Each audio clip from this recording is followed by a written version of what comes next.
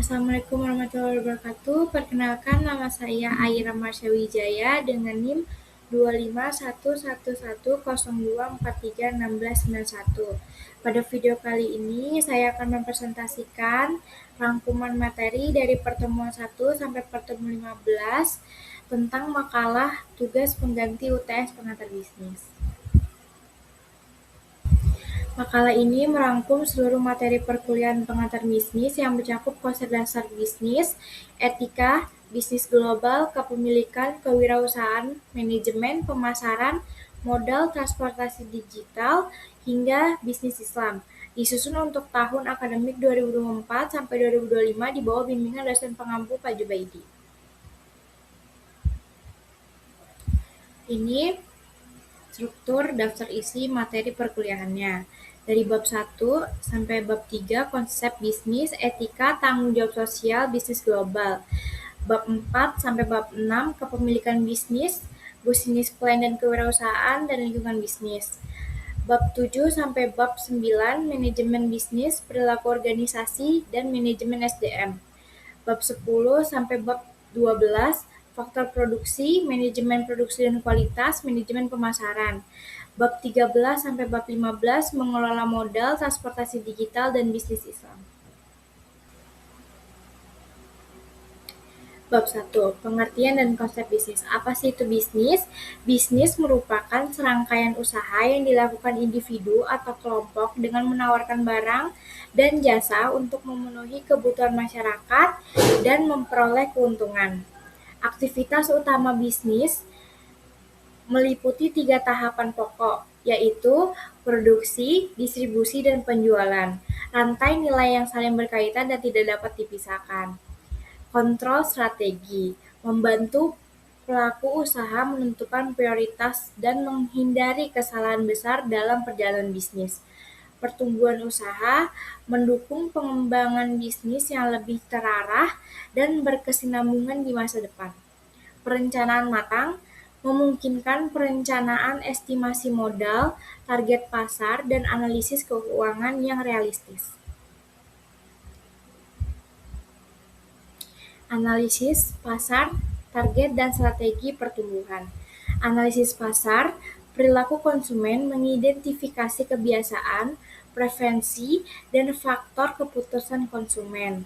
Tren pasar, memantau perubahan pola pasar, teknologi, dan pergeseran gaya hidup. Kompetitor menganalisis kekuatan dan kelemahan pesaing untuk menentukan posisi kompetitif. Target pasar dan produk. Segmentasi pelanggan berdasarkan demografi, psikografi, dan geografis. Kebutuhan konsumen. Menyesuaikan produk dengan ekspektasi pelanggan. Pengembangan produk menciptakan nilai tambah yang relevan dengan kondisi pasar. Strategi pertumbuhan bisnis. Ekspansi pasar, memperluas jangkauan ke pasar baru, domestik maupun internasional.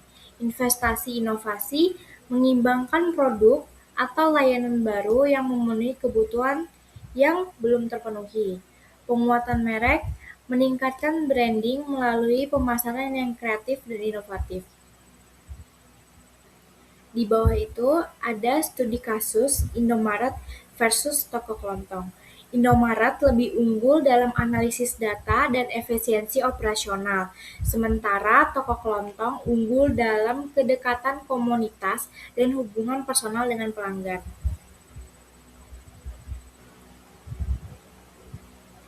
Bab 2, etika dan tanggung jawab sosial.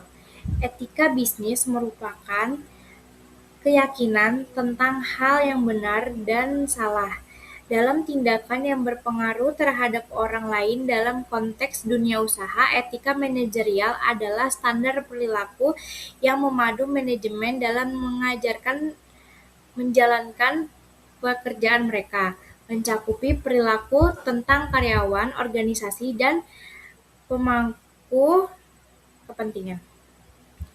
Pelanggan melayani dengan wajar dan jujur, memberikan hak-hak konsumen, serta menghindari penerapan harga yang tidak wajar. Karyawan berlaku adil, menghormati harga diri serta kebutuhan karyawan dalam setiap aspek hubungan kerja. Investor memberikan informasi yang tepat dan akurat terkait kinerja keuangan perusahaan secara transparan. Komunitas bertanggung jawab secara sosial kepada komunitas dan internasional di mana perusahaan beroperasi. Sikap perusahaan dalam CSR dan peran pemerintah. Tanggung jawab sosial perusahaan CSR mencakup bidang lingkungan seperti polusi udara, air, dan tanah. Dalam implementasinya, terdapat 4 sifat yang dapat diambil perusahaan. 1. Obstruktif. Seminimal mungkin memecahkan masalah sosial, cenderung menyembunyikan kesalahan. Yang kedua, defensif. Melakukan apa yang diisyaratkan hukum dan mengambil tindakan korektif atas kesalahan. Yang ketiga, akomodatif. Memenuhi aturan hukum dan etika, terkadang melampaui apa yang diwajibkan regulasi. Yang keempat, proaktif, memandang diri sebagai bagian masyarakat dengan komitmen aktif terhadap kesejahteraan. Pemerintah membentuk perilaku CRS melalui regulasi langsung, hukum dan aturan operasional, dan regulasi tidak langsung, kebijakan perpajakan, dan insentif. Sebaliknya, perusahaan dapat memengaruhi pemerintah melalui lobi, komite aksi politik, dan kontrak pribadi. Bab 3. Bisnis global. Lanskap perekonomian global ditandai dinamika geopolitik yang signifikan. Kebijakan tarif bea masuk terhadap Tiongkok, Kanada, Meksiko, Eropa, dan Vietnam berpotensi mengubah peta perdagangan global, termasuk komoditas aluminium dan baja. Ketegangan AS-Tiongkok membuka peluang bagi Indonesia untuk memanfaatkan posisi strategisnya. 5. Indikator ekonomi dunia 2025 sampai 2026. Yang pertama adalah pertumbuhan lebih lambat. Pertumbuhan ekonomi global diperkirakan melambat pada 2025 dan 2026. Yang kedua, tekanan inflasi. Penurunan inflasi global melambat beresiko meningkatkan akibat gangguan rantai pasok. Yang ketiga, modal ke AS. Investor asing lebih tertarik ke AS akibat tingginya suku bunga modal keluar dari negara berkembang. Yang keempat, penguatan dolar. Indeks dolar menguat, memukul stabilitas nilai tukar di seluruh dunia termasuk rupiah. Yang kelima, suku bunga The Fed. Kebijakan bunga The Fed diperkirakan menurun, namun imbal hasil obligasi justru naik. Manajemen bisnis internasional dan hambatan perdagangan. Struktur organisasi internasional ada 4, agen independen, individu organisasi asing yang mewakili eksportir di pasar luar negeri. Lisensi mengizinkan perusahaan lain menggunakan merek teknologi dengan imbalan royalti. Aliansi strategis mencari mitra setempat untuk membangun bisnis bersama di negara tujuan. Investasi langsung, pembelian atau pembangunan aset langsung di luar negeri, FDI. Hambatan perdagangan internasional, yang pertama perbedaan ekonomi, sistem terpimpin, pasar dan pasar campuran. Yang kedua, hukum dan politik, regulasi dan kebijakan yang mempengaruhi bisnis internasional. Yang ketiga, kuota, tarif dan subsidi, pembatasan impor, pajak bea masuk dan subsidi domestik. Yang keempat, proteksionisme, melindungi bisnis domestik dari persaingan pasar bebas.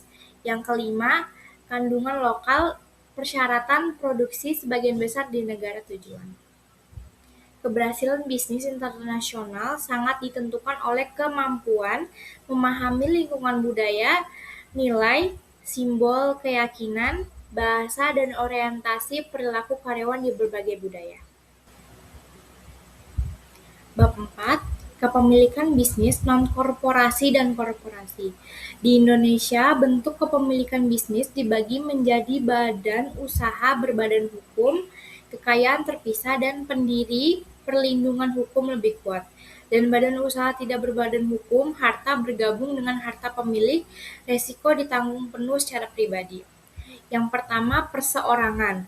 Modal kecil, izin SIUP, mudah didirikan dan fleksibel, namun tanggung jawab tidak terbatas dan modal terbatas. Yang kedua, firma dan CV. Firma modal bersama, akta notaris, manajemen lebih profesional, CV ada sekutu aktif dan pasif, mudah mendapatkan kredit. Yang ketiga, PT Koperasi dan Yayasan.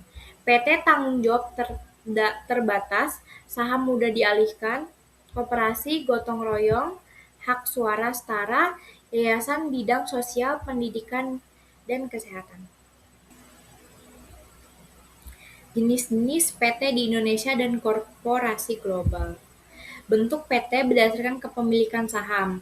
PT tertutup, saham hanya untuk kalangan tertentu, contoh PT PLN, PT Pertamina. PT terbuka, saham terbuka untuk publik melalui Bursa Efek, contoh PT Astra International Tbk. PT kosong sudah tidak aktif, namun secara hukum belum dibubarkan, dapat dibeli oleh pihak lain. Variasi korporasi secara global, korporasi tertutup, saham dipegang sekelompok kecil pemegang saham, tidak diperdagangkan untuk publik. Korporasi terbuka, saham diperdagangkan di bursa efek, terbuka untuk investor umum. LLC dan S Corporation, struktur hibrida yang menggabungkan perlindungan hukum korporasi dengan fleksibilitas pajak. Korporasi multinasional beroperasi di banyak negara, contoh Toyota dan Nestle. Bab 5, Business Plan, bisnis kecil dan kewirausahaan. Bisnis kecil memainkan peran sangat strategis dalam perekonomian Indonesia berdasarkan data Kementerian Koperasi dan UKM serta Katada 2019. Jumlah UMKM tumbuh dari sekitar 30 juta unit 1997 menjadi lebih dari 65 juta unit pada 2019. 109,8 juta usaha mikro, menyerap 89% tenaga kerja nasional, penyerap terbesar dari perekonomian. 5,93 juta usaha kecil, menyerap 4,81% tenaga kerja, berperan sebagai pemasok dan mitra bisnis besar. 62 MUSD e-commerce, nilai transaksi e-commerce Indonesia dari total GMV ekonomi digital 82 miliar dolar AS. Katada 2023. Memulai bisnis kecil, peluang, rencana, dan pembiayaan. Mengidentifikasi peluang. Yang pertama, mengidentifikasi ceruk niche dalam pasar yang sudah mapan. Mengidentifikasi pasar baru yang belum terlayani.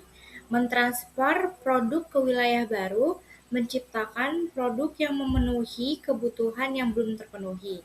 Memanfaatkan keunggulan penggerak pertama, first mover advantage. Pilihan memulai bisnis. Membeli bisnis yang ada, lebih aman, sudah memiliki pasar dan rekam jejak. Waralaba franchise, membeli hak menjalankan bisnis dengan merek terbukti. Mulai dari nol, beresiko lebih tinggi, tetapi potensi keuntungan lebih besar. Faktor keberhasilan dan kegagalannya. Keberhasilannya, kerja keras dan dedikasi penuh, permintaan pasar nyata, kompetensi manajerial memadai, dan faktor keberuntungan. Kegagalan, pengelola tidak kompeten, kurang perhatian pada pelanggan, sistem pengendalian keuangan yang lemah, dan kekurangan modal. Sumber pembiayaan, program pemerintahan, KUR, pinjaman keluarga, angel investor, modal ventura, crowdfunding, dan lembaga keuangan mikro.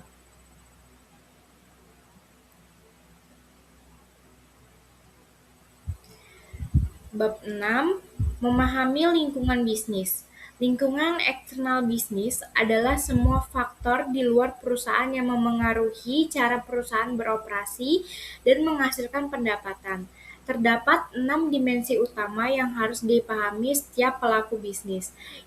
Domestik global, LBD, tempat operasional sehari-hari, LBG, kesepakatan, perdagangan internasional, kondisi ekonomi dunia, dan ketidakstabilan politik antar negara. Teknologi, pengetahuan manusia, metode kerja elektronik, dan telekomunikasi yang mendukung kegiatan bisnis. Hukum dan politik, hubungan antar bisnis dan pemerintahan terkait kebijakan, regulasi, dan perundang-undangan. Sosial, budaya, dan ekonomi, kebiasaan, nilai demografis, serta kondisi inflasi, pengangguran, dan pertumbuhan GDP. Sistem ekonomi dan persaingan pasar. Tiga jenis sistem ekonomi. Yang pertama, perekonomian terpimpin. Pemerintah memiliki dan mengoperasikan seluruh faktor produksi komunisme. Yang kedua, perekonomian pasar, kapitalisme dan kebebasan pasar, harga ditentukan permintaan dan penawaran. Perekonomian pasar campuran menggabungkan keduanya. Indonesia menganut sistem ini berdasarkan Pancasila dan UUD 1945. 5 faktor produksi: tenaga kerja, modal, sumber daya fisik, sumber daya informasi, dan wirausahawan. 4 struktur persaingan pasar. Yang pertama, persaingan sempurna. Tidak ada perusahaan dominan, produk mirip, umumnya berskala kecil. Persaingan monopolistik. Banyak penjual berusaha membedakan produk melalui diferensiasi dan merek. Oligopoli, sedikit penjual, keputusan satu perusahaan sangat memengaruhi yang lain. Monopoli, satu perusahaan mendominasi seluruh pasar, umumnya diatur ketat pemerintah. BPS 2025, sektor transportasi dan pergudangan mencatat pertumbuhan PDB tertinggi 19,87% pada 2022, diikuti akomodasi dan makan minum 11,94%.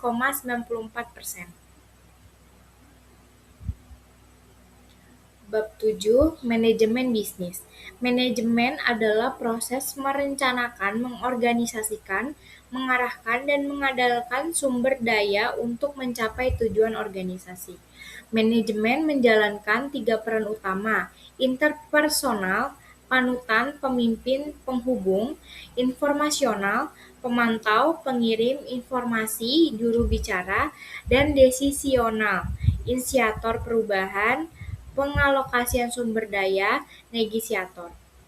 Perencanaan, merumuskan sasaran, mengembangkan strategi, serta merancang rencana taktis dan operasional. Pengorganisasian, mengorganisasikan orang-orang dan sumber daya agar sesuai dengan rencana yang telah ditetapkan.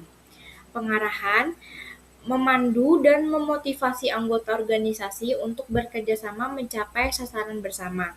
Pengendalian, memantau kinerja secara berkelanjutan dan memastikan tercapainya sasaran organisasi. Manajemen strategi mencakup sasaran jangka panjang 5 tahun plus jangka menengah maksimal 5 tahun dan jangka pendek 1 tahun.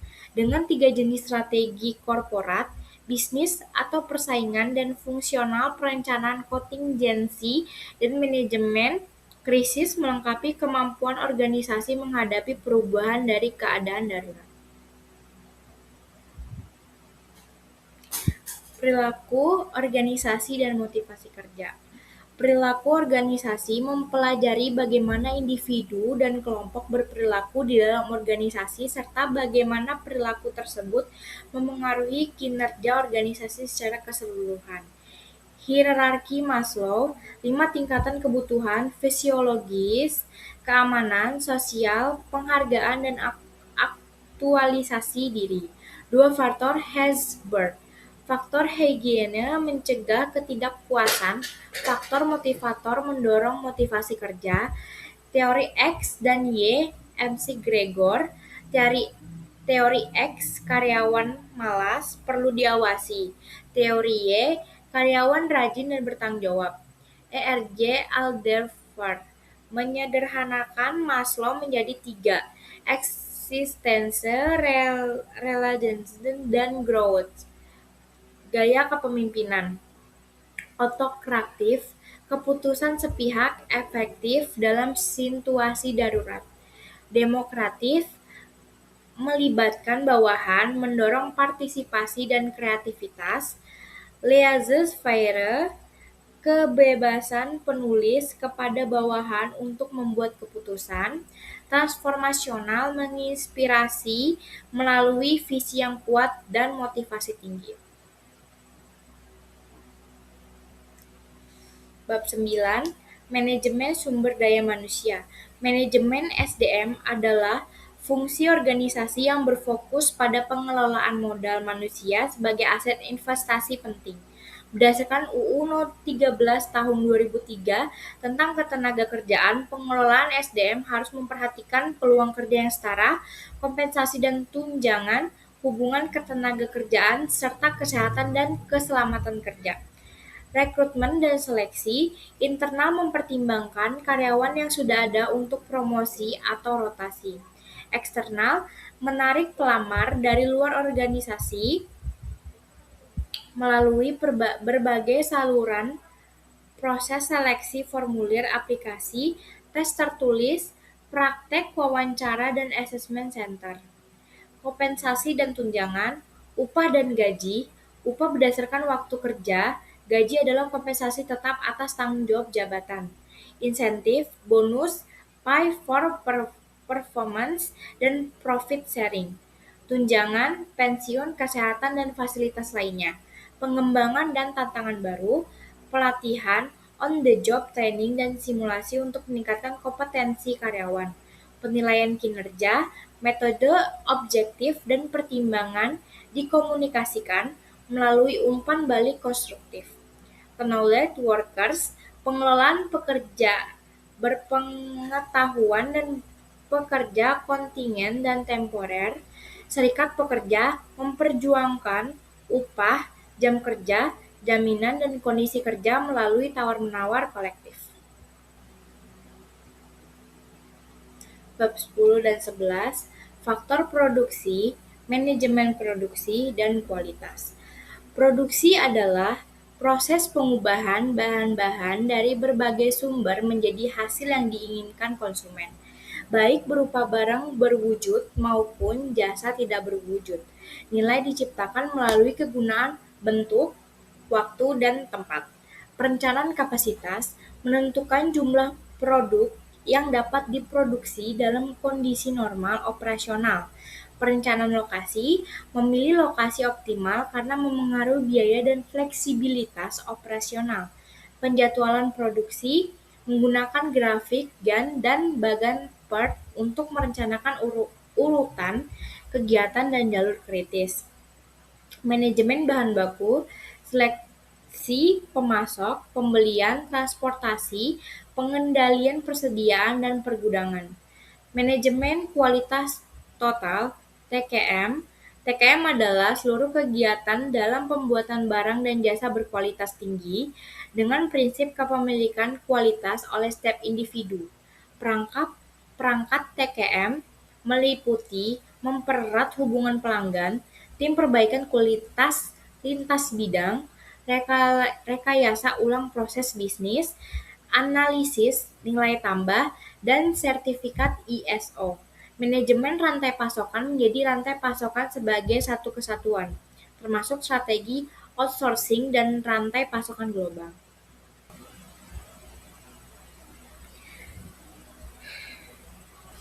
Bab 12, Manajemen Pemasaran. Pemasaran adalah kegiatan menciptakan, mengkomunikasikan, menghantarkan, dan pertukaran yang memberikan nilai bagi pelanggan, klien, mitra, dan masyarakat luas. Rencana pemasaran mencakup misi bisnis, tujuan pemasaran, strategi target pasar, dan bauran pemasaran 4P. Produk, barang konsumsi, barang industri, jasa tak berwujud, dan ide nilai inspirasi. Penetapan harga mempertimbangkan biaya operasional, persaingan, dan nilai yang dirasakan pelanggan. Distribusi menyediakan produk di tempat yang diinginkan pelanggan melalui saluran yang tepat. Promosi, pemasaran viral, media sosial, Facebook, TikTok, YouTube semakin dominan di era digital.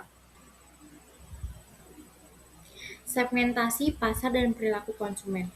5 jenis segmentasi pasar. Geografis, berdasarkan unit geografis dari negara hingga lingkungan sekitar. Yang kedua, demografis, usia, pendapatan, gender, etnis, agama, dan kelas sosial. Yang ketiga, geodemografi, kombinasi karakteristik geografis dan demografis. Yang keempat, psikografis, gaya hidup, opini, minat, dan sikap konsumen. Yang kelima, perilaku, pola perilaku sekelompok konsumen dalam membeli dan menggunakan produk. Proses pembelian konsumen, pengenalan masalah, mencari informasi, evaluasi alternatif, keputusan pembelian, evaluasi pasca beli. Perilaku konsumen dipengaruhi faktor psikologi, sosial, pribadi, dan budaya. Riset pemasaran dilakukan melalui observasi, survei, kelompok fokus, dan eksperimen. Bab 13. Mengelola modal bisnis. Pengelolaan modal bertumbuh pada nilai waktu dari uang, time value of money, dan pertumbuhan majemuk, compound growth. Di masa setiap tambahan periode pengembalian bunga terakumulasi lebih banyak, rumus A sama dengan P kali (1 tambah R pangkat T). Contoh investasi 10.000 dengan suku bunga 7% menjadi 10.700. Setelah aturan 72 dalam investasi, rule of 72 bagi R R sama dengan tingkat bunga per tahun. Imbal hasil 4% per tahun, butuh 18 tahun untuk berlipat ganda. 72 bagi 4 sama dengan 18. Ingin berlipat ganda dalam 10 tahun, butuh bunga 7,2%. 72 bagi 10 sama dengan 7,2. Daya tahan perusahaan, soliditas, kepercayaan masyarakat, moral, komersial, dan finansial. Likuiditas, kemampuan melunasi utang saat jatuh tempo. Solvabilitas, kemampuan membayar semua utang jika dibubarkan. Rentabilitas, perbandingan hasil dan modal yang mendatangkan hasil. Sumber pembiayaan perusahaan, pinjaman penjaminan. Peralatan perusahaan menjadi anggunan bagi bank. Modal ventura, investor penyandang dana untuk pertumbuhan perusahaan baru. Obligasi perusahaan, menerbitkan surat utang dengan kewajiban membayar bunga dan melunasi pokok. Go public, IPO, menjual sebagian perusahaan melalui saham, meningkatkan nilai, citra, dan sumber pendanaan jangka panjang. Bab 14. Transformasi digital bisnis di era digital. Teknologi informasi (TI) berperan sebagai pendorong utama perubahan bisnis di era modern, menciptakan peluang sekaligus resiko baru bagi setiap organisasi, kantor jinjing, dan kolaborasi. Pekerjaan dapat dilakukan dari mana saja, tim dari berbagai lokasi bekerja sama secara real-time, tambah hambatan geografis. Sistem informasi data mining untuk perencanaan produk dan penetapan harga, keterhubungan informasi dengan pemasok menghindari persediaan berlebihan. Arsitektur sistem, WAN, LAN, jaringan nirkabel, dan Wi-Fi sebagai infrastruktur penghubung komponen TI perusahaan. Resiko dan perlindungan, ancaman hacker, pencurian identitas, spyware, spam dan virus, perlindungan firewall, enkripsi, antivirus, dan etika penggunaan TI. Bab 15. Memahami bisnis Islam. Bisnis Islam merupakan ikhtiar yang diusahakan dengan niat dan tekad kuat mengubah sesuatu yang tidak bernilai menjadi bernilai, dengan cara yang baik dan benar sesuai prinsip hafalan thoyyibah, halal dan baik. Al-Quran Surah An-Nisa ayat 29 melarang memakan harta sesama dengan jalan batil, kecuali melalui perniagaan atas dasar suka sama suka. 4 prinsip larangan dalam bisnis Islam. Riba. Qiyas Al-Imran ayat 130 dilarang memakan riba berlipat ganda dalam transaksi keuangan. Garar, Qiyas Al-Baqarah ayat 188 dilarang transaksi yang mengandung ketidakpastian dan ketidakjelasan.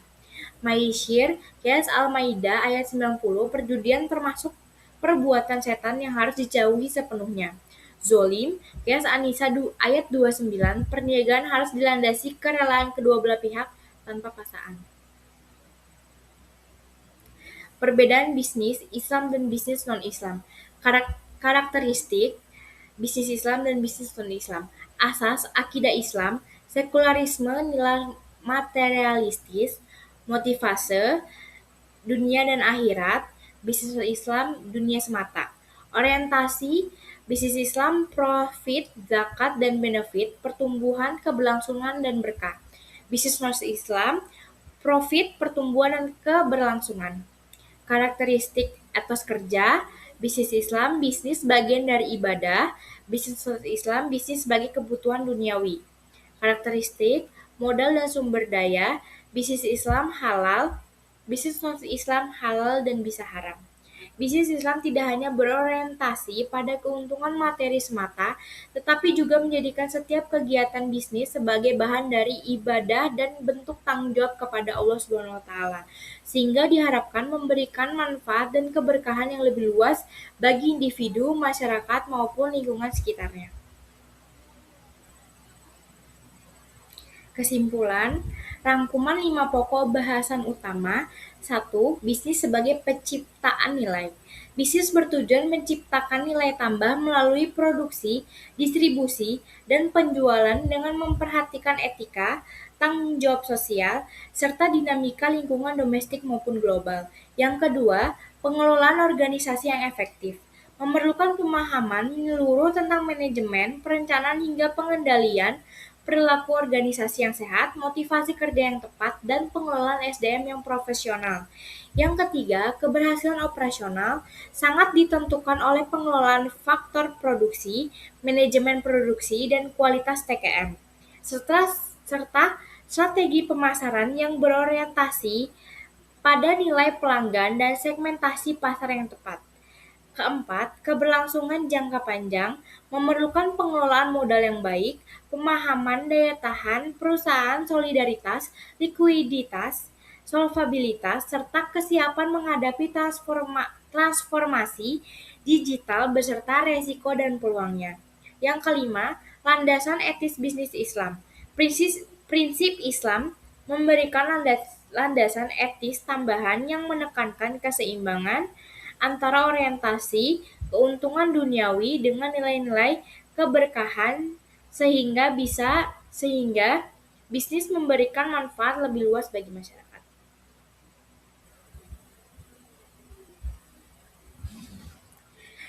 Demikian presentasi yang dapat saya sampaikan. Semoga materi ini dapat memberikan pemahaman dan penambahan wawasan bagi kita semua.